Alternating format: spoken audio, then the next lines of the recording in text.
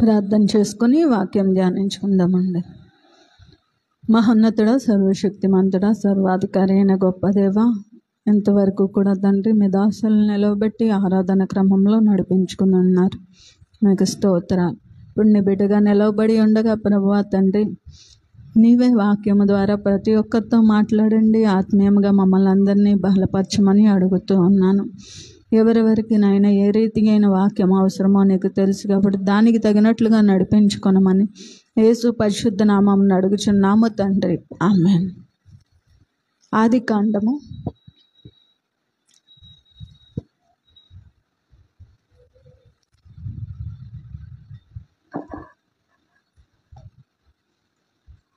12వ అధ్యాయము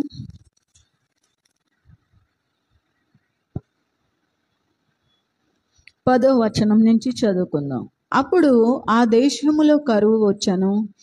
ఆ దేశములో కరువు భారముగా నున్నందున అబ్రాము ఐగుప్తు దేశములో నివసించుటకు అక్కడికి వెళ్ళెను. అతడు ఐగుప్తులో ప్రవేశించుటకు సమీపించినప్పుడు అతడు తన భార్య అయిన శారాయితో, ఇదిగో నీవు చక్కని దానివని ఎరుగుదును. ఐగుప్తులు నిన్ను చూచి ఈమె అతని భార్య అని చెప్పి నన్ను చంపి నిన్ను బ్రతకనిచ్చెదరు. నీ వలన నాకు మేలు కలుగునట్లు, నిన్ను బట్టి నేను బ్రతుకునట్లు నీవు నా సహోదరుని దయచేసి చెప్పుము. మనం చూసుకున్న ఈ వాక్యంలో అందరికీ తెలుసు, అబ్రహాము చాలా ఆశీర్వదించబడిన వ్యక్తిగా మనం చూస్తూ ఉంటాం. మరి ఆశీర్వదించబడిన వ్యక్తులకి కరువు వచ్చిందా రాలేదా? ఖచ్చితంగా వచ్చిందనే మనకి బైబిల్ చెప్తా ఉంది. పరిశుద్ధ గ్రంథము కరువు గురించి ప్రస్తావించినప్పుడు మరి విశ్వాసుల జీవితాల్లో లేదా దేవుని చిత్త ప్రకారం నడిచే వారి జీవితాల్లో కరువు రావడానికి చాలా కారణాలు మనకి కనిపిస్తూ ఉంటాయి. ఒక రకంగా చెప్పాలంటే కరువు వలన దేవుడు మన నమ్మకత్వాన్ని, అంటే ఆయన పట్ల, దేవుడి పట్ల మనకున్న నమ్మకత్వాన్ని ఆయన పరీక్షించడానికి కరువు రావచ్చు. రెండవదిగా దేవుని మాటను మనము అవిధేయత చూపడం వల్లనో లేదా తిరుగుబాటు కలిగిన మనస్సు కలిగి ఉండడం వలన కూడా కరువు రావచ్చు. మూడవదిగా మనలో దేవుడు ఆయన సుగుణాలను నింపడానికి కూడా ఈ కరువు అనేది రావచ్చు. అంటే కారణాలు అనేకంగా కనిపిస్తున్నాయి. కరువు అంటే మనం అనుకుంటూ ఉంటాం కేవలం ఆహారం లేకపోవడమే కరువేమో అనుకుంటాం. మనిషి శ్రమ అనుభవించడం కూడా ఒక రకమైన కరువే. అనారోగ్యం అనుభవించడం కూడా ఒక రకమైన కరువే. ఇబ్బందుల్ని అనుభవించడం కూడా ఒక రకమైన కరువే. ఆర్థిక ఇబ్బందులు రావడం కూడా ఒక రకమైన కరువే. కరువు అంటే కేవలం ఆహారం లేకపోవడం ఒకటే కాదు. ఇక్కడ మరి అబ్రహాము జీవితంలో ఎందుకు కరువు భారముగా కనబడుతుంది? అబ్రహాము ఏమీ లేని వ్యక్తి అంటే మనం చూసుకుంటే అదే 12వ అధ్యాయంలో అబ్రహాముకి దేవుడు అన్నీ ఇచ్చినట్లుగా మనకి కనిపిస్తుంది. దేవుడు చెప్పిన దాన్ని అబ్రహాము పాటించినట్లుగా కూడా మనము చూస్తూ ఉంటాం. మరి అబ్రహాముని దేవుడు తన బంధువుల నుంచి, తన సొంత జనుల నుంచి బయటికి రమ్మని చెప్పినప్పుడు అతనుకి దేవుడు ఒక వాగ్దానం చేశాడు. ఏమనంటే, నువ్వు ఆశీర్వాదముగా ఉంటావు, అలాగే నిన్ను ఎవరైతే దీవిస్తారో వారు దీవించబడతారు, ఎవరైతే శపిస్తారో వారు శపించబడతారు. ఈ చెప్పిన తర్వాత అబ్రహాముకి దేవుడు ఒక మాట చెప్పాడు, నేను చూపించు దేశంనకు నువ్వు వెళ్ళాలి అని చెప్పాడు. చెప్పినప్పుడు అబ్రహాము నిజంగానే కనానుకి ఆయన వెళ్ళడం మనము చూస్తూ ఉన్నాం. కనానులో ఏముంది అని మనం చూస్తే, కనాను పాలు తేనెలు ప్రవహించు దేశం. కనాను పాలు తేనెలు ప్రవహించు దేశం అయితే కనానులో చాలా రకాలైన ఆశీర్వాదాలు మనకి కనిపిస్తూ ఉంటాయి. కనాను వెళ్ళినప్పుడు దేవుడు అబ్రహాముతో ఒక మాట అంటాడు, ఈ దేశమును నువ్వేం చేయాలి ఒకసారి చూద్దాం. 12వ అధ్యాయము 7వ వచనం నుంచి. యెహోవా అబ్రామునకు ప్రత్యక్షమై నీ సంతానమునకు ఈ దేశమునిచ్చేదనని చెప్పగా అతడు తనకు ప్రత్యక్షమైన యెహోవాకు ఒక బలిపీఠమును కట్టాను. దేవుడు ఏం చెప్తున్నాడు? కనానుకు వెళ్ళినప్పుడు దేవుడు యెహోవా ఈ దేశమును ఎవరికి ఇస్తానంటున్నాడు? ఎవరికి ఇస్తానంటున్నాడు? అబ్రహాము యొక్క సంతానానికి ఆ దేశాన్ని దేవుడు ఇస్తానంటున్నాడు. ఇప్పుడు అబ్రహాము యొక్క ఆలోచన ఏమై ఉండాలి? సంతానానికి దేవుడు ఈ దేశాన్ని ఇస్తానన్నాడు కాబట్టి అబ్రహాం అక్కడ ఉండడం కుదరదని దేవుడు చెప్పాడా? చెప్పలేదు. ఆ విషయం అబ్రహాముకు అర్థం కాక ఏం చేశాడంటే ఐగుప్తుకు వెళ్ళాడు. ఐగుప్తు ఏంటి అంటే ఒక కరువు ప్రాంతం. ఎందుకు ఐగుప్తులో కరువు ఉంది? ఏ రకమైన కరువు ఉంది అంటే ఐగుప్తులో బానిసత్వం ఉంది, ఐగుప్తులో వెట్టి పనులు ఉన్నాయి, ఐగుప్తులో సమస్యలు ఉన్నాయి, ఐగుప్తులో మనశ్శాంతి లేని పరిస్థితులు ఉన్నాయి. ఇటువంటి ఆశీర్వాదకరమైన ప్రాంతము నుంచి, ఆశీర్వాదకరమైన స్థితి నుంచి అబ్రహాము ఐగుప్తును ఎంచుకున్నాడు. ఎందుకు ఎంచుకోవాల్సి వచ్చింది అంటే అబ్రహాము యొక్క ఆలోచన ఏమై ఉంది? దేవుడు ఏం చెప్పాడు? నీ సంతానానికి నేను ఈ దేశాన్ని ఇస్తానని దేవుడు చెప్పాడు.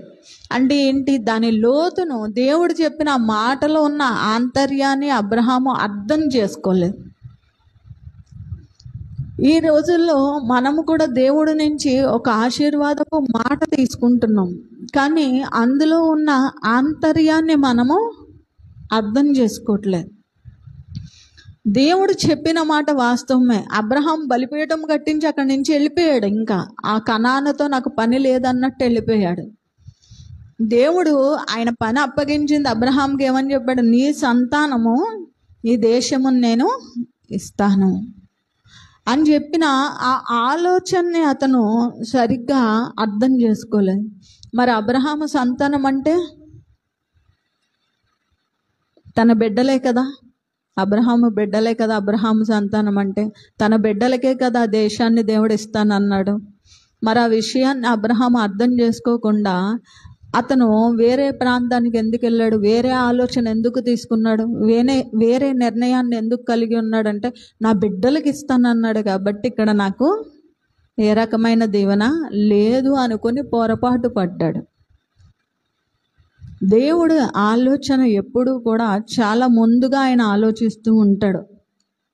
చాలా ముందుగా ఆలోచించి ఆయన ఒక నిర్ణయాన్ని, ఒక ఆలోచనని చెప్తాడు. దేవుడు భవిష్యత్తును గురించి ఆలోచిస్తాడు. అంటే 10 సంవత్సరాల తర్వాత ఏం జరుగుతుందో ఆ భవిష్యత్తును దేవుడు ఆలోచిస్తాడు. 1000 సంవత్సరాల దాకా ఆయన ఆలోచన స్థిరముగా నిలబడేటట్లుగా ఆయన ఆలోచిస్తూ ఉంటాడు. ఆయన ఆలోచనని అర్థం చేసుకొని మనస్తత్వము అబ్రహాంలో కనిపిస్తూ ఉంది. కనిపించి దేవుడు ఏమీ ఆపలేదు. నువ్వు ఐగుప్తుకి వెళ్తున్నావు కదా, వెళ్ళు అని చెప్పేసి దేవుడు వెళ్ళు వద్దు అని 2 ఆయన అబ్రహాంకి చెప్పలేదు. మనం ఏమనుకుంటామంటే దేవుడు, మనం ఒక విధానంలో నడుస్తున్నప్పుడు దేవుడు మనల్ని ఆపుతాడేమో అనుకుంటాం. దేవుడు ఆయన ఏం ఆపడు. ఎందుకంటే మనకి ఆయన పట్ల ఎంతవరకు గురి ఉంది, ఎంత నమ్మకం ఉంది, ఆయన అప్పగించిన దాని విషయంలో మనం ఎంత రెస్పాన్సిబిలిటీ తీసుకుంటున్నాం, అంటే ఎంత బాధ్యతను మనము తీసుకుంటున్నాం, దాన్ని నిర్వర్తించడానికి మనం ఏం చేస్తున్నాం అనేది కూడా ఆయన మనల్ని చెక్ చేస్తూ ఉంటాడు. ఇక్కడ అబ్రహాము ఐగుప్తుకు వెళ్ళిన తర్వాత అక్కడ అబ్రహాం ఏమయ్యాడంటే అబద్ధికుడిగా మారవలసి వచ్చింది. రాజు దగ్గర నుంచి తన ప్రాణాన్ని కాపాడుకోవడానికి శారాయి, అప్పటికి వివాహం అయిపోయింది. వివాహానికి ముందు శారా అబ్రహాముకి చెల్లి వరుస అవుతుంది. కానీ వివాహం అయిపోయిన తర్వాత అబ్రహాముకి శారా భార్య అయింది. భార్య అయినప్పటికీ కూడా అబీమెలెకు అనే రాజు ఒకవేళ నిన్ను బట్టి నాకేమన్నా ప్రాణాపాయం వస్తుందేమో, కాబట్టి ఎవరైనా నువ్వు అబ్రహాంకి ఏమవుతావు అని అడిగితే నాకు చెల్లి అవుతుందని చెప్పమని అతను అక్కడ దేవుడు పెట్టిన వివాహ బంధం దగ్గర ఆయన అబద్ధం చెప్పవలసిన పరిస్థితి. అంటే ఏం చేశాడు? ఆయన మాట మార్చేశాడు. ఇక్కడ మనం కొన్ని విషయాల్లో అనుకుంటూ ఉంటాం, అబ్రహాము చాలా అయినప్పటికీ దేవుడు అబ్రహాముని క్షమించాడు. అది పెద్ద పరిగణంలోకి దేవుడు తీసుకోలేదు. ఇక్కడ అబ్రహామును దేవుడు పరిశోధిస్తున్నాడు. కరువులో అబ్రహాము ఎలా నిలబడుతున్నాడు అనేది దేవుడు చూస్తున్నాడు.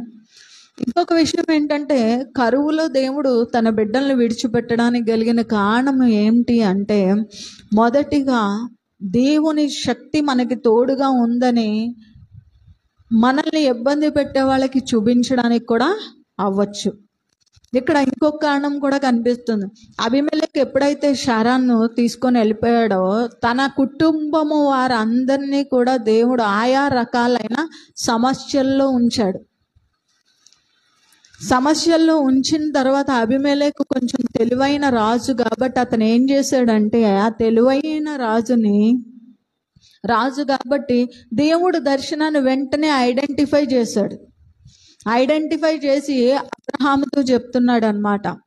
ఏమనంటే, ఈమె నీ భార్య అయినప్పుడు నువ్వు నా చెల్లి అని ఎందుకు నువ్వు సంబోధించావు అని అడుగుతున్నాడు. అడిగి ఈ భార్య వల్ల నా కుటుంబానికి ఏమొచ్చింది? శాపం వచ్చింది. అర్థమైందండి? ఇక్కడ అబ్రహాము మాట మీరడం పెద్ద సమస్యగా దేవుడు తీసుకోలేదు, కానీ అబ్రహాముకి దేవుడు తోడై ఉన్నాడని అక్కడ దేవుడు నిరూపించుకోవాలని చూస్తున్నాడు. ఈ అబీమెలెకు దేవుడి గురించి తెలియకపోతే దేవుడు దర్శనాన్ని అతను గుర్తుపట్టలేడు. దేవుడు దర్శనాన్ని గుర్తుపట్టాడు, దేవుడే ఈ కష్టాలని నా జీవితంలోకి తీసుకొచ్చాడు అని అబీమెలెకుకి అర్థమై ఏం చేశాడంటే శారాను విడిచిపెట్టేశాడు. ఒక్కొక్కసారి దేవుడు మనకి తోడై ఉన్నాడు అని నిరూపించడం కోసము, అంతే కదా, నిరూపించడం కోసము కొన్ని కఠినతరమైన పరిస్థితులను మన జీవితంలో అనుమతిస్తాడు. అది మనకి నిరూపించడానికి కాదు. ఎవరైతే మనల్ని బాధ పెడుతున్నారో, ఎవరైతే మనల్ని అవమానిస్తున్నారో, ఎవరైతే మనల్ని నిందిస్తున్నారో, గాయపరుస్తున్నారో, లేదంటే ఒక కఠినమైన కష్టంలో మనల్ని ఇబ్బందుల పాలు చేస్తున్నారో వాళ్ళకి నిరూపించడం కోసం. మనకి తోడై ఉన్న దేవుడు వాళ్ళకి తోడై ఉండడా అంటే ఉండడు. ఆయన బిడ్డలను ఇబ్బందులకి గురి చేసే వారికి దేవుడు తోడుగా ఉంటే ఆయన నిరూపించుకోవాలని ఆయన కోరుకోడు. ఆయన నిరూపించుకోవాలి, ఆయన శక్తిని నిరూపించుకోవాలి అనుకున్నప్పుడు ఖచ్చితంగా వారు ఆయన బిడ్డలైనప్పటికీ ఎవరైతే తప్పు మార్గంలో వెళ్తున్నారో, దేవుని చిత్తానికి వ్యతిరేకమైన రీతిగా ఆలోచనలు కలిగి ఉంటున్నారో, దేవుని చిత్తాన్ని ఒక రకంగా చెప్పాలంటే, దేవుని చిత్తం అంటే ఉదాహరణకి ఒక ఇద్దరు కుమారులు ఉన్నారు, బైబిల్లో మనకి కనిపిస్తూ ఉంటారు. ఒక కుమారుడు తప్పిపోయాడు, ఇంకొక కుమారుడు తండ్రిని వెంబడించి నడుస్తున్నాడు. ఒక కుమారుడు ఏం చేశాడు? తండ్రి దగ్గర నుంచి సమస్తము తీసుకున్నాడు, దుర్వ్యాపారము చేశాడు.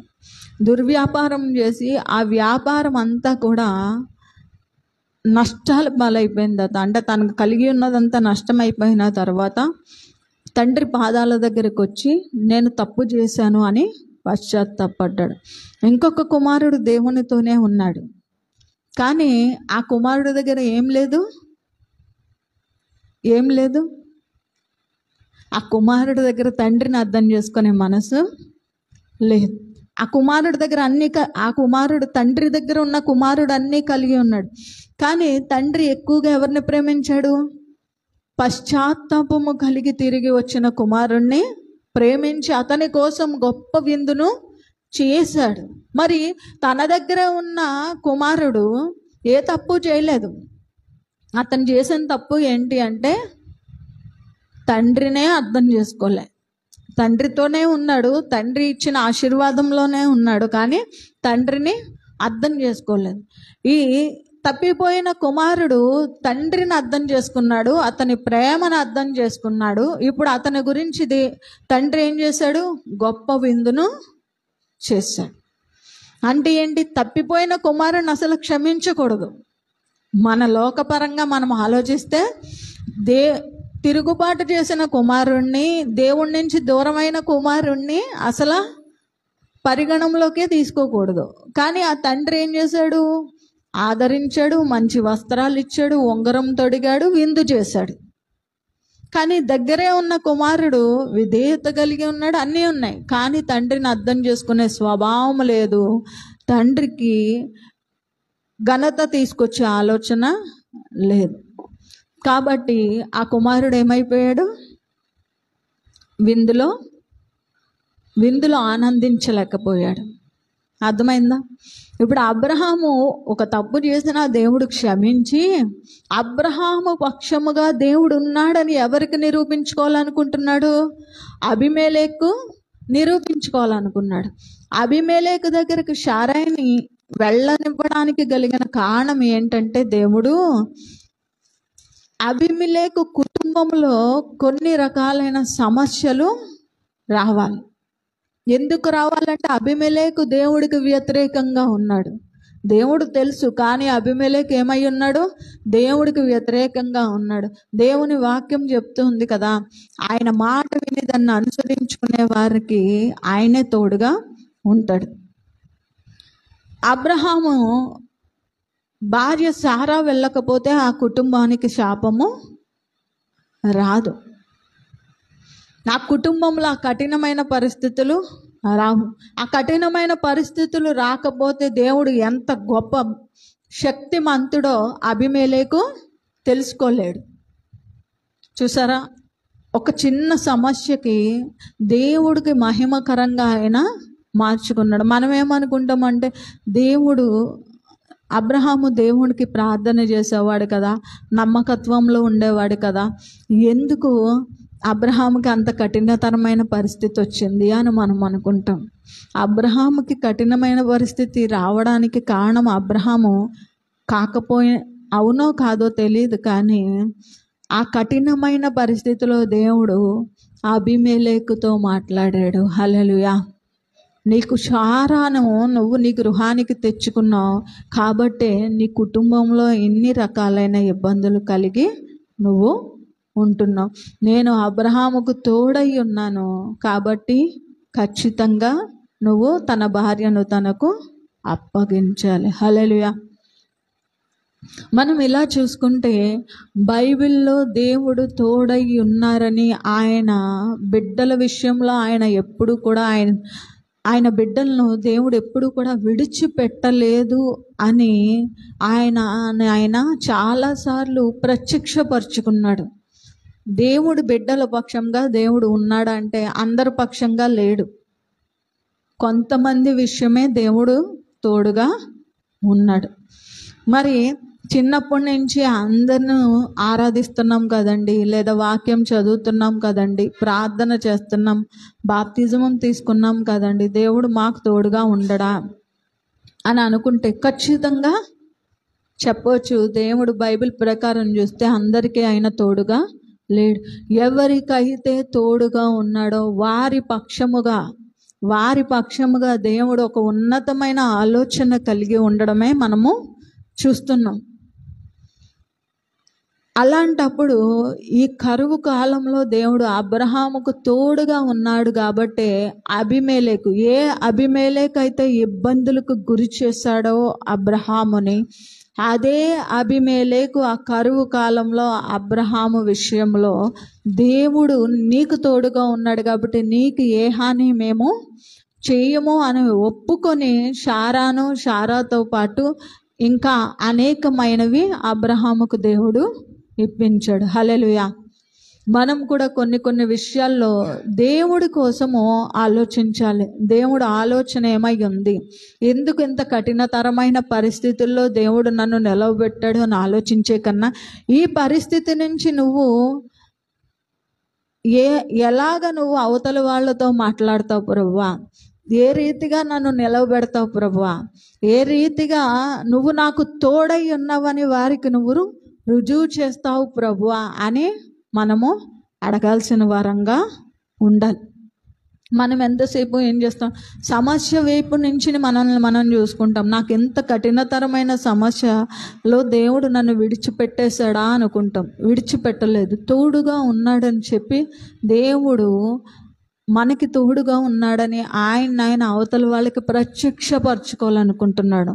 అందుకే మీరు చూడండి, యథార్థంగా నమ్మకంగా దేవునితో సహవాసం చేసి నడిచే వారికి ఏ రకమైన సమస్య వచ్చినా వారి పక్షంగా దేవుడే నిలవబడి వాళ్ళతో పోరాడినట్టుగా మనకు కనిపిస్తూ ఉంటుంది. మీకు అర్థమైందా? ఎవరికైనా ఎప్పుడైనా బైబిల్ చదువుతున్నప్పుడు దేవుడి గురించి నిలవబడ్డ వారి పక్షంగా దేవుడే నిలవబడి వారితో యుద్ధం చేసినట్టుగా ఎక్కడైనా చూసారా మీరు? నేనైతే చాలా విషయాల్లో చూశాను. మోషే ఐగుప్తు నుంచి తన ప్రజలను బానిసత్వం నుంచి విడిపించమని దేవుడు మోషేను పంపించాడు. కానీ మోషేను పంపించి చాలా సునాయాసంగా ప్రజలను అప్పగించలేదు దేవుడు. మోషే ద్వారా దేవుని శక్తి ఎంత గొప్పదో చూపించి అప్పుడు ఆ ప్రజలను దేవుడు మోషేకి అప్పగించాడు. ఆయన చూపించాలంటే ఆయన శక్తి మామూలుగా చూపించవచ్చు కదా. మోషేను ఎందుకు ఏర్పాటు చేసుకున్నాడు? తల్లి గర్భంలోనే దేవుడు మోషేను ఏర్పాటు చేసుకున్నాడు. ఎవరైనా సరే దేవుని చిత్తములో కొన్ని రకాలైన కఠినమైన పరిస్థితులను మనం అనుభవిస్తున్నాము అంటే ఒకటే అర్థం చేసుకోవాలి, అవి ఎంత కఠినమైపోయినాయి అని కాదు.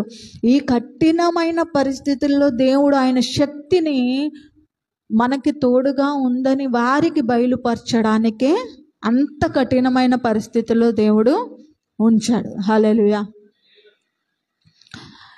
లేదు అంటే జనాలు సునాయాసంగా మన పట్ల కార్యాలు జరిగిపోతూ ఉంటే వాళ్ళకి అర్థమవుతుంది దేవుడి శక్తి ఏంటి అనేది. దేవుడు బిడ్డలకు ఆయన తోడుగా ఉన్నాడన్న విషయం కూడా వాళ్ళకి అర్థమవుదు. ఆ జీవితంలోకి ఆ సమస్య వస్తేనే దేవుడు బిడ్డకు నేను ఈ హాని చేశాను కదా, కాబట్టే నాకు ఈరోజు ఎంత కఠినమైన సమస్య వచ్చింది, నన్ను క్షమించు ప్రభువా అని వాళ్ళు వెళ్ళి మొర్ర పెడితే ఆ వ్యక్తి వచ్చి మళ్ళీ ఎవరికి చెప్పాలి? యోబుకి 3 స్నేహితులు ఉన్నారు. 3 స్నేహితులు కూడా యోబుని బాధ పెట్టే మాటలు అన్నారు. ఎటువంటి సందర్భంలో? అతను సర్వము కోల్పోయి ఒక రోగాన్ని అతను భరిస్తున్న సమయంలో కఠినమైన పరిస్థితిలో ఉండగా చాలా మాటలు అన్నారు. దేవుడు ఏం చేశాడు? విడిచిపెట్టాడా? ఏం చేశాడు వాళ్ళని? దేవుడు వాళ్ళని ఏం చేశాడంటే కఠినమైన పరిస్థితులకు వారిని దేవుడు అప్పగించాడు. అప్పగించినప్పుడు మేము ఇంక ఇది భరించలేకపోతున్నాం. ఇక్కడ యోబు సమస్య తీరలే, కానీ స్నేహితులకు కూడా అటువంటి కఠినతరమైన పరిస్థితులు వచ్చినాయి. మేము ఇంకా భరించలేకపోతున్నాం వాళ్ళు దేవుడి దగ్గరికి వెళ్ళినప్పుడు, ఎందుకంటే వాళ్ళ ముగ్గురికి కూడా దేవుడు తెలుసు కాబట్టే వాళ్ళు దేవుడి దగ్గరికి వెళ్ళారు. దేవుడి దగ్గరికి వెళ్ళినప్పుడు దేవుడు చెప్పారు, యోబును మీరు బాధ పెట్టారు, ముందు ఏం చేయాలి? మీరు యోబుతో ప్రార్థన చేయించండి, అప్పుడు నేను వింటాను, అప్పుడు మీ సమస్యను నేను తీరుస్తాను. యోబు ఎటువంటి పరిస్థితిలో ఉన్నాడు? వారి ద్వారా బాధించబడిన పరిస్థితిలో యోబు ఉన్నాడు, బాధించబడుతున్న పరిస్థితిలో యోబు ఉన్నాడు. కానీ దేవుడు ఏం చెప్తున్నాడు? నువ్వు యోబు దగ్గరికి వెళ్తే తప్ప నీకున్న సమస్య తీరదు. వీరు ఎక్కడికి వెళ్ళిన తర్వాత ఆ మాట వచ్చింది? దేవుడు పాదాల దగ్గరికి వెళ్ళిన తర్వాత ఆ మాట వచ్చింది. యోబునే నిలవబెట్టి దేవుడు ముందే ప్రార్థన చేయించవచ్చు కదా. అంత కఠినమైన పరిస్థితుల్లో యోబుని విడిచిపెట్టేసి స్నేహితుల్ని వెళ్ళి యోబు సహాయాన్ని ఎందుకు కోరుకోమన్నారు? మనం ఎప్పుడు ఇలా ఆలోచించాం కాబట్టి కొన్ని రకాలైన పరిస్థితులు మన జీవితంలోకి అనుమతించబడుతున్నప్పుడు ఇంకెంతకాలము నేను ఈ బాధను భరించాలనుకుంటూ ఉంటాం. ఒక రకంగా చెప్పాలంటే దేవుడు బాధను, ఆ అవమానాన్నో ఆ భారాన్నో మన మనసులో ఉంచేయడమో కానీ దానికి ఉన్న వెనకాలన్న కష్టాన్ని ఆయనే భరిస్తున్నాడు.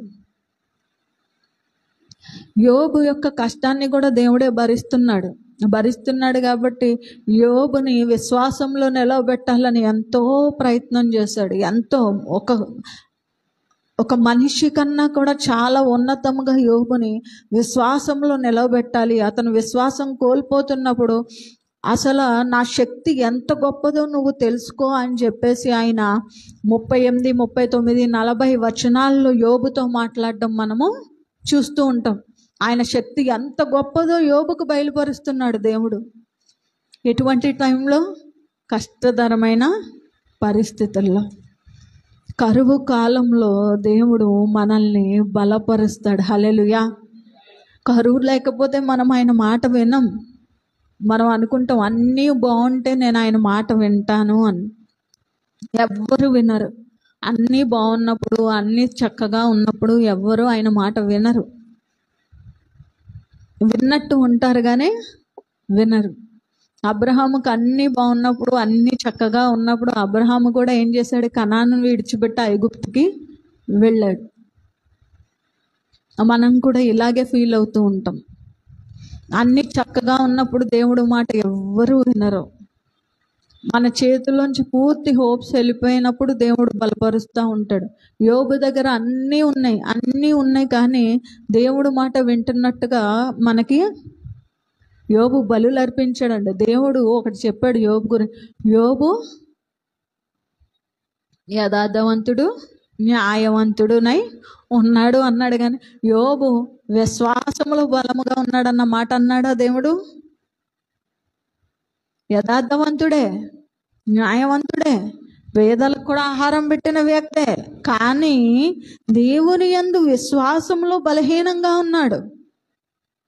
దేవుణ్ణి ఏ మాట అనలేదా అన్నట్టు బైబిల్ కనిపిస్తుందా? కనిపించట్లేదు. యోబు గ్రంథాలు అన్నీ చదివితే మనం ఎప్పుడు చూసేది ఆ మొదటి అధ్యాయం, ఆఖరి అధ్యాయం చూస్తాం. ఈ మధ్యలో చాలా రకాల పరిస్థితులు ఉన్నాయి. యోబు జీవితంలో కావచ్చు, యోబు దేవుణ్ణి అడిగిన ప్రశ్నల విషయంలో కావచ్చు.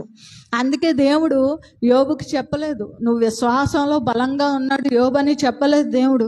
ఆ విశ్వాసంలో బలపరచడం కోసమే అంత కఠినమైన పరిస్థితుల్లో సాతాను యోబుని నడిపించినా సరే దేవుడు అతనికి సహాయం చేస్తున్నాడు తప్ప పూర్తిగా పరిస్థితుల నుంచి బయటికి తీసుకురాలేదు. కానీ యోబు ఎప్పుడైతే తన విశ్వాసంలో బలం పడ్డాడో, నిజమే కదా దేవుడు ఎంత శక్తిమంతుడు, నిజమే కదా దేవుడు సముద్రాన్ని ఇసుకతో ఆపాడు, నిజమే కదా దేవుడు ఈ సృష్టిని, అంతే కదా భూమికి ఆధారం ఏమన్నా ఉందా? దేవుడు అది కూడా ప్రశ్నించాడు. భూమికి ఆధారం ఉందా? దాని పునాది ఎక్కడుందో నీకు తెలుసా? సముద్రపు లోతు నీకు తెలుసా? ఇసుకను అడ్డుగా వేసి నేను ఆపుతున్న విషయం నీకు తెలుసా? ఇవన్నీ చేయగలిగింది ఎవరనేది నువ్వు ఎప్పుడైనా ఆలోచించావా అని అడిగాడు. అంటే ఎందుకు ఆయన శక్తిని ఎందుకు బయలుపరుచుకున్నాడు యోబుకి? ఎటువంటి పరిస్థితుల్లో యోబు ఉంటే ఆయన శక్తిని ఆయన బయలుపరుచుకోవాల్సి వచ్చింది? యోబు యథార్థంగానే ఉన్నాడు, నమ్మకంగానే ఉన్నాడు, న్యాయవంతుడుగానే ఉన్నాడు, కానీ విశ్వాసం నమ్మకం కూడా ఒకసారి చూడండి యోబు గ్రంథం 1వ అధ్యాయంలో.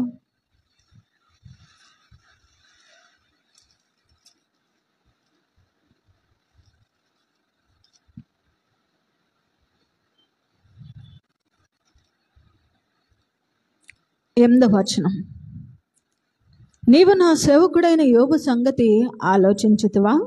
అతడు యథార్థవర్తనుడు, న్యాయవంతుడునై దేవుని యందు భయభక్తులు కలిగి చెడుతనము విసర్జించినవాడు. భూమి మీద అతని వంటి వాడెవడును లేడు. అక్కడ ఉన్న మాటలేంటి? భయభక్తులు ఉన్నాయంట దేవుడు అంటేనే, యథార్థత ఉందంట, న్యాయము ఉందంట, భూమి మీదే అతని వంటి వాడు లేడంట. కానీ విశ్వాసం ఉందన్న విషయం అక్కడ రాయబడి లేదు. ఇప్పుడు యోబుని దేవుడు ఏం చేయాలి? యథార్థతను బట్టి, నీతిని బట్టి అతన్ని దేవుడు తన కుమారుడుగా అంగీకరించగలడా అంటే బైబిల్లో ఉంటుంది. నమ్ముట ముందు ఏమవ్వాలి? ఏం కావాలి దేవుడికి? దేవుని మీద నమ్మకము, విశ్వాసము కలిగి ఉన్న వ్యక్తులు కావాలి. మరి నమ్మకము, విశ్వాసము ఎప్పుడు వస్తుంది చెప్పండి? ఎప్పుడు వస్తుంది? నమ్మకము, విశ్వాసము మనకు ఉందో లేదో ఎప్పుడు తెలుస్తుంది? కష్టాలు ఉన్నప్పుడు కాదు, కఠినమైన మనం భరించలేని పరిస్థితుల్లో మనము ఉన్నప్పుడు. మనల్ని చూడండి, శద్రకు, మేషకు, అబేద్నెగోలు ఉన్నారు. అగ్నిని ఎన్నింతలు పెంచారంట? 7 అంతలు పెంచారంట. 7 అంతలు పెంచిన వాళ్ళు భయపడ్డారా? ఏమన్నారు? నా దేవుడు అగ్నిలో నుండైనను మమ్మల్ని కాపాడుటకు సమర్థుడై ఉన్నాడు. అంటే ఏంటి? వాళ్ళు ఎక్కడ నమ్మారు దేవుణ్ణి? వారిలో ఎంత నమ్మకం ఉంది? అగ్ని కూడా నా దేవుడు తోడుంటే నన్ను ఏమీ చేయలేదు. వారి చెరసాలకి భయపడలేదు, ఆ బంట్రౌతుల చేతుల్లో హింసలకి భయపడలేదు, అగ్నిలోని కూడా వారు భయపడలేదు కాబట్టి అగ్నిలోకి త్రోయబడినప్పుడన్నా భయపడ్డారా? మనమైతే ఉంటామా? అంత అగ్ని వేసి మిమ్మల్ని తోసేస్తాం, మీరు దేవుణ్ణి నమ్మకండి అంటే మనం వింటామా? ఇప్పుడే భయపడిపోతున్నాం. మనం ఏ సమస్యలు రానప్పుడే భయపడుతున్నాం. అలాంటిది 7 అంతల అగ్నిలో నిన్ను పడేస్తాము అన్నప్పుడు కూడా వారు భయపడలేదు. ఈ అగ్ని కూడా మమ్మల్ని ఏమీ చేయదు, ఎందుకంటే మా దేవుడు సమర్థుడు. అగ్నిలో వేసిన తర్వాత దేవుడు శక్తి ఏంటో అక్కడ ఎవరు చూశారు? అక్కడున్న బంట్రౌతులకి తెలిసింది, అక్కడున్న సైన్యానికి తెలిసింది, అక్కడున్న వారికి అందరికీ తెలిసింది. మనం ఏమంటాం? అసలు అగ్నిలో వేయడం ఎందుకు అని మనం అడుగుతాం, అంతే కదా? అసలు అవమానం ఎందుకు అని అడుగుతాం, నింద ఎందుకు అని అడుగుతాం, కష్టం ఎందుకు అంటాం, భారం ఎందుకు అంటాం, బాధ ఎందుకు, హింస ఎందుకు? విశ్వాసములో ఉన్నవారు నాకు ఎందుకు ఈ పరిస్థితి ఇచ్చావు ప్రభు అని అడగరు. నిజమైన దేవుడు బిడ్డ కరువుని సైతము లెక్క చేయకుండా నిలబడ్డవారే. హల్లెలూయా. నిజమైన దేవుడు బిడ్డ అవమానాన్ని లెక్క చేయకుండా ఉన్నవారే.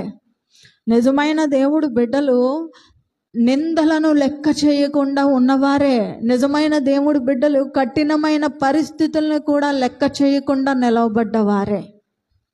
అంతేగాని నాకు అవమానం వచ్చేస్తుంది, నాకు నింద వచ్చేస్తుంది, నాకు బాధ వచ్చేస్తుంది. దేవుడు ఏమంటున్నా?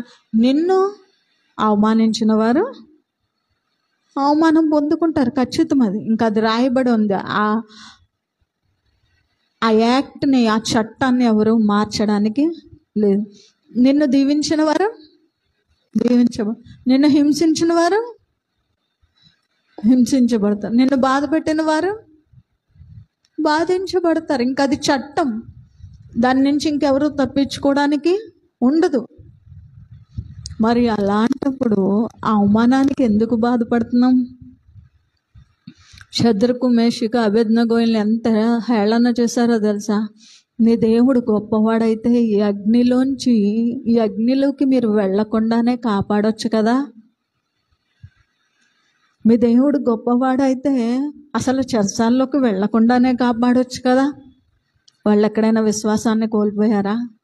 వాళ్ళు ఎక్కడైనా నిజమే కదా, మేము ఆరాధించే దేవుడు గొప్పవాడైతే చెరసాలను ఎందుకు ఇచ్చాడు మాకు? మేము ఆరాధించే దేవుడు గొప్పవాడైతే ఈ అగ్నిని ఎందుకు ఇచ్చాడు మాకు అని వాళ్ళు అనలేదు. కాబట్టి వారు ఏమయ్యారు? అగ్నిలోకి వెళ్ళి కూడా దేవుని నామానికి మహిమ వచ్చే రీతిగా బయటకు వచ్చారు. హల్లెలూయా. మన పరిస్థితులు అగ్నిలాగా ఉన్నా ఒక్కొక్క పరిస్థితి ఉంటుంది. లోపల మన గుండెలు మండిపోతూ ఉంటాయి, కాలిపోతూ ఉంటాయి. ఆ బాధను భరించడం చాలా కఠినతరం అన్నమాట. ఏడ్చినా కూడా ఆ బాధ పోదు, ఆ భారము మన నుంచి దూరం అవ్వదు. మనం అనుకుంటూ ఉంటాం, దేవుడు సహాయం నాకు ఎందుకు ఇంకా రాలేదు. ఎన్నోసార్లు అలాంటి పరిస్థితులు అనుభవించే వాళ్ళు ఉంటారు. దేవుడు సహాయం నాకెందుకు రాలేదు అనుకుంటా ఉంటారు. మనకు అర్థం అవ్వాల్సింది, మనం అగ్నిలో ఉన్నాము, మనతో పాటు మన దేవుడు కూడా మనతోనే అగ్నిలోనే ఉన్నాడు. ఆయన వాళ్ళ ముగ్గురిని వేసినప్పుడు అక్కడ ఉన్న సైన్యం ఏం చెప్తా ఉన్నారు, ఇంకొక వ్యక్తి కనిపిస్తా ఉన్నాడు. మనం ఎంతమందిని వేసాం? ముగ్గురిని వేసాం. కానీ అందులో ఎంతమంది కల్పిస్తూ ఉన్నారు? 4. అగ్ని ఆరిపోయింది, వాళ్ళు ముగ్గురే బయటకు వచ్చారు. ఈ 4వ వ్యక్తి వారికి కనిపించలేదు. వాళ్ళ ముగ్గురు కూడా సజీవముగా బయటకు వచ్చారు. ఎంత సజీవంగా అంటే వారు వేసుకున్న వస్త్రాలు కూడా కాలనంత సజీవముగా. అది నిజంగా దేవునికి మహిమ తీసుకొచ్చిందా లేదా? అక్కడ దేవుని గొప్పతనము మొత్తం అంతా ప్రకటించబడిందా లేదా? రాజుకు కూడా దేవుడి గురించి ఆ యొక్క విషయం అర్థమైందా లేదా?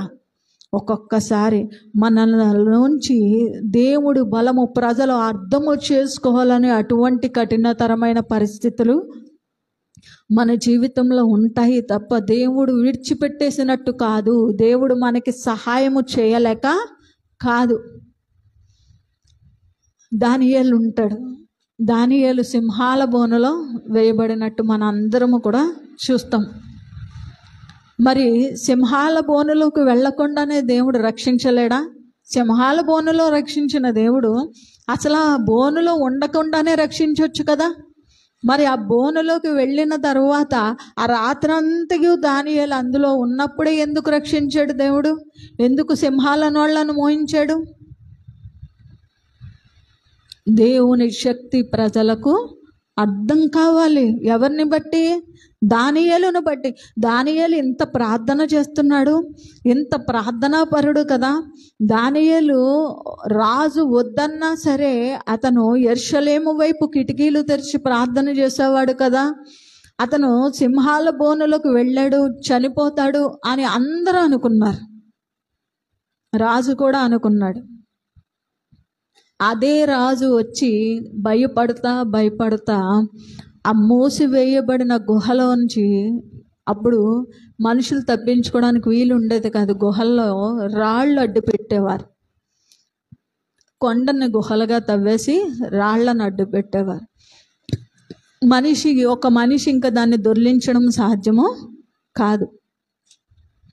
అటువంటి రాయి దగ్గరకు వచ్చి రాజు భయపడతా పిలుస్తున్నాడు, దానియేలు. నిజంగా అటువంటి పరిస్థితిలో దానియేలు ఉన్న తన నోటి నుంచి వచ్చిన మాట ఏంటంటే, రాజా నీవు చిరకాలము జీవించుదువుగాక. ఒక ఆశీర్వాదకరమైన మాట. అంటే ఏంటి? దానియేలు బ్రతికే ఉన్నాడు, సజీవముగానే ఉన్నాడు. ఆ దేవుని శక్తి దేవుడు దానియేలు ద్వారా బయటికి కనపరుచుకున్నాడు.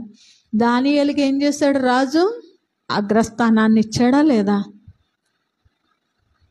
ఈరోజు మనం కూడా అనుకుంటూ ఉంటాం, దేవుడు నా పక్షంగా లేడేమో, అందుకే ఇన్ని పోరాటాలు వస్తున్నాయేమో, అందుకే ఇన్ని సమస్యలు వస్తున్నాయేమో, అందుకే ఇన్ని బాధలు వస్తున్నాయేమో, అందుకే కరువేమో. కాదు, కరువు మనల్ని పరీక్షిస్తుంది. కరువు మనలో ఉన్న సుగుణాలని పెంపొందిస్తుంది. అదే కరువులో దేవునికి అత్యధికమైన మహిమ మన ద్వారా అందుతుంది. హల్లెలూయా. అదే సమస్యల్లో దేవునికి అత్యధికమైన ఘనత వస్తుంది. అందుకే ప్రభువా ఎందుకు సృష్టించావని అడగకండి. అసలు ఎందుకు సమస్యను తీసుకొచ్చు, ఎందుకు నన్ను ఈ పరిస్థితులు విడిచిపెట్టేసావని మనం అడగద్దు. ఎందుకంటే సృష్టించిన వానికి తెలియదా మనం ఏ పరిస్థితుల్లో ఉన్నామో? తల్లి గర్భంలోనే రూపం ఇచ్చిన వానికి తెలియదా మనం ఎటువంటి పరిస్థితుల్లో ముందుకు వెళ్తున్నామో? అన్నీ ఆయనకి తెలుసు. తెలిసినా ఆయన మౌనంగా ఉంటున్నాడు అంటే సమయాన్ని తీసుకుంటున్నాడు అంటే కారణం ఏంటంటే మనల్ని బట్టి దేవుడు మహిమ తెచ్చుకోవాలనుకుంటున్నాడు. హల్లెలూయా. ఎవరిని బట్టి? మనల్ని బట్టి. అలాగా నిలబడేవారు చాలా తక్కువ మంది ఉంటారు. కరువులో నిలబడేవారు చాలా తక్కువ మంది ఉంటారు. లోతు అబ్రహామును విడిచిపెట్టి వెళ్ళిపోయిన తర్వాత సొదొమ గొమొర్రాలో తనకున్నదంతా నష్టపోయిన తర్వాత లోతు దేవుడికి దూరం అయిపోవడం మనము చూస్తూ ఉన్నాం. ఆ కుటుంబం శాపంలోకి వెళ్ళిపోవడం మనము చూస్తున్నాం. ఈరోజు ఆశీర్వాదంలోని మనకి శాపం ఉంటుంది, కరువులోని కూడా శాపం ఉంటుంది. కరువులో దేవుని చిత్తం కోసం వేచి ఉన్న వారికి అధికమైన రీతిగా దేవుడు మహిమ తెచ్చుకునే రీతిగా వారిని ఆయన నిలవబెడతాడు. ఎవరు ఊహించుండరు దానియేలుని అంత ఉన్నతమైన స్థితిలో రాజు ఉంచుతాడని ఎవ్వరూ ఆలోచించే ఉండరు. కానీ దేవుడు నిలవబెట్టాడు. దేవుడు మొర్దెకైని ఒక ఉన్నతమైన స్థితిలో నిలవబెట్టాలని ఆలోచిస్తున్నాడన్న విషయము ఆ రాజు కూడా తెలిసి ఉండదు. కానీ మొర్దెకైని దేవుడు నిలబెట్టాడా లేదా?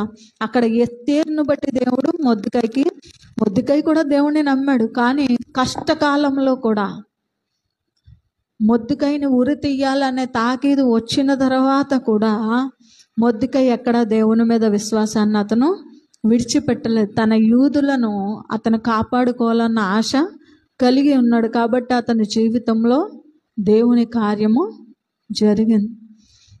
కరువు పరిస్థితులు ఎందుకు అనుమతించబడతాయంటే నిజమైన విశ్వాసులైతే, నిజంగా దేవుని పట్ల నమ్మకం కలిగి ఉన్నవారైతే, దేవుని చిత్తం కోసం ఎదురు చూస్తున్న వారి జీవితంలో కరువు ఎందుకు అనుమతించబడుతుంది అంటే నిన్ను బట్టి దేవునికి మహిమ రావడం కోసము. నిన్ను బాధ పెట్టిన వారికో లేదా నిన్ను ఇబ్బందులు గురి చేస్తున్న వారికో, నిన్ను అన్యాయంగా నిన్ను సమస్యల పాలు చేయాలని చూసిన వారికో ఆయనే తీర్పు తీర్చడము కోసం. కాబట్టి మనం ఈ విషయాన్ని జాగ్రత్తగా గుర్తుపెట్టుకొని నమ్మకత్వంలో బలముగా, విశ్వాసములో స్థిరముగా ఉండడానికి ప్రయత్నము చేద్దాం. ప్రార్థన చేద్దాం.